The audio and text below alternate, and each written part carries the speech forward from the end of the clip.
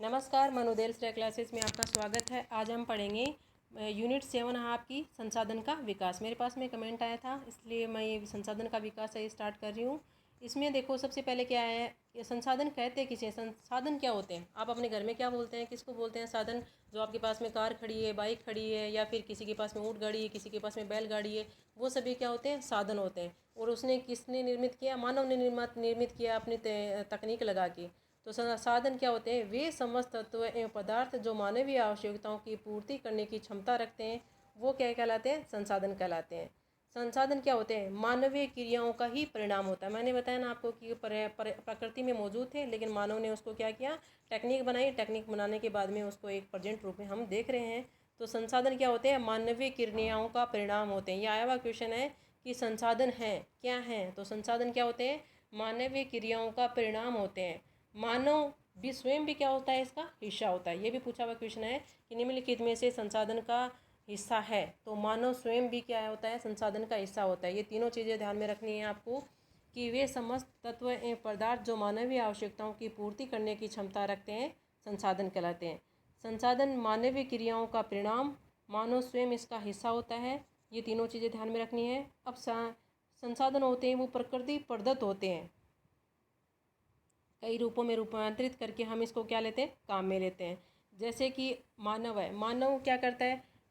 संस्थाएं होती हैं, भौतिक पर्यावरण से क्या करता है? भौतिक पर्यावरण से ये संसाधन लेता है। फिर कई संस्थाएं होती हैं जो कई प्रौद्योगिकी का प्रयोग करके उसमें किसका निर्माण करती है? संसाधनों का निर्माण करती है। यानी मानवीय ज्ञान एवं प्रौद्योगिकी में निरंतर परिवर्तन होने के कारण संसाधन भी क्या रहते हैं? सदैव बदलते रहते हैं। इस वजह से मैंने ये डायग्राम बनाया। भौतिक पर्यावरण यानी प्रकृति से मानव ने लिया।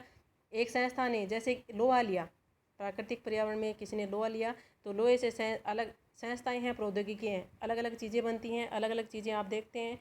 तो संस्थाएं अलग चीज़ बनाती हैं, प्रौद्योगिकी इसको नए डेवलपमेंट में प्रयोग में लेते हैं। तो ये तीनों चीज़ें क्या होती हैं? एक दूसरे के पूरक होती हैं। भौतिक पर्यावरण से प्राप्त करते हैं, संस्थाएं इसको अलग डेवलप करती हैं, प्रौद्योगिकी अलग डेवलप करती है, और मानव ये भौतिक पर्यावरण से इन चीज़ों को लेता है। यानी कि जो संसाधन है वो सदैव बदलते रहते हैं। संसाधन क्या होते हैं? आप देखते हो, पहले साइकिल आई, फिर स्कूटर आया, फिर बाइक आई, फिर कार आई। अपने जीवन से जोड़ लें तो आपको ज़्यादा याद रहेगा कि मानवीय ज्ञान एवं प्रौद्योगिकी में निरंतर परिवर्तन होते रहने के कारण संसाधन भी क्या होते हैं? सदैव बदलते रहते हैं। अब आपको ध्यान में आ जाएगा कि अगर संसाधन आता है कि संसाधन क्या है? सदैव बदलते रहते हैं।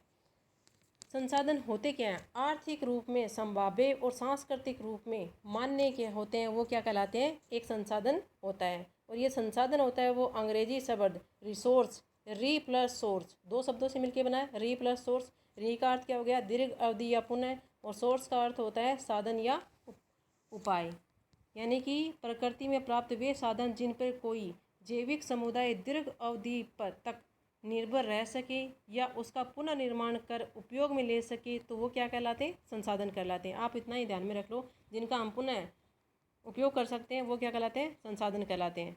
प्रकृति से प्राप्त वे संसाधन जिन पर कोई जैविक समुदाय दीर्घ अवधि तक निर्भर रह सके या उसका पुनर्निर्माण कर सके या उपयोग में ले सके, वो क्या कहलाता है? संसाधन कहलाता है।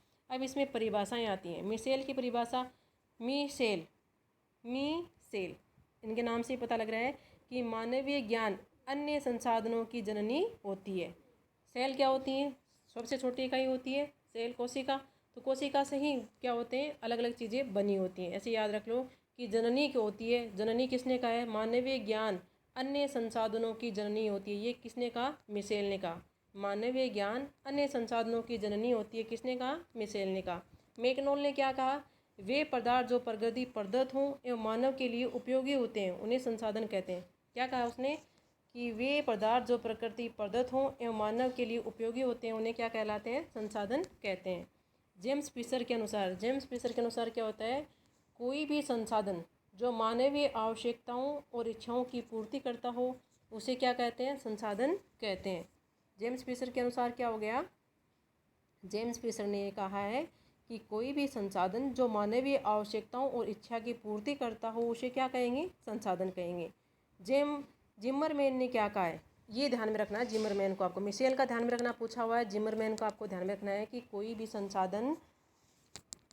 संसाधन हो जो मानवीय आवश्यकताओं और इच्छा की पूर्ति करता है उसे हम क्या कहेंगे, संसाधन कहेंगे। और जिमरमैन के अनुसार दो सिद्धांत दिए उन्होंने।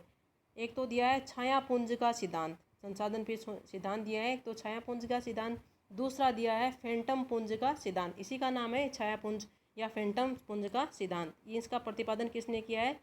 छायापुंज संसाधन के मामले में छायापुंज का सिद्धांत या फैंटम पुंज का सिद्धांत किसने दिया है? तो जिमरमैन ने दिया है। जिमरमैन ने क्या कहा है कि संसाधन होते नहीं हैं, संसाधन बनाए जाते हैं। क्या कहा जिमरमैन ने? संसाधन होते नहीं हैं, संसाधन बनाए जाते हैं। इसके अनुसार किसी संसाधन का उपयोग करने पर उसके भार व आयतन में कमी होती है। छायापुंज का सिद्धांत या फैंटम पुंज का सिद्धांत क्या कहलाता है कि किसी संसाधन का जब हम उपयोग करते हैं तो उसके भार और आयतन में क्या होती है? कमी आती है। हमेशा याद रख लो ये बात, ये लिखी हुई आएगी आपके कि किसी संसाधन का उपयोग करने पर उसके भार व आयतन में कमी आती है। ये किसने कहा है? तो जिमरमैन ने कहा है। संसाधनों का वर्गीकरण नेक्स्ट वीडियो में पढ़ेंगे। उत्पत्ति के आधार पर देखेंगे, समाप्यता के आधार पर देखेंगे, स्वामित्व के आधार पर देखेंगे, विकास के स्तर के आधार पर देखेंगे, अलग अलग देखेंगे, एक चार्ट के अनुसार देखेंगे। पहले आप इसको लिख लीजिए या फिर याद कर लीजिए। मैं एक तो मिशेल की परिभाषा, जिमरमैन ने दो सिद्धांत दिए हैं, छायापुंज का सिद्धांत, फैंटम का सिद्धांत। रिसोर्स शब्द दो शब्दों से मिलकर बना है, री और सोर्स, जिसका अर्थ क्या होता है? प्रकृति से प्राप्त वे साधन जिन पर कोई जैविक समुदाय दीर्घ अवधि पर निर्भर रह सके या फिर उसका पुनर्निर्माण करके उपयोग में ले सके, वो क्या कहलाते हैं? संसाधन कहलाते हैं। ओके, बाकी का नेक्स्ट वीडियो में पढ़ेंगे। Thank you for watching my video.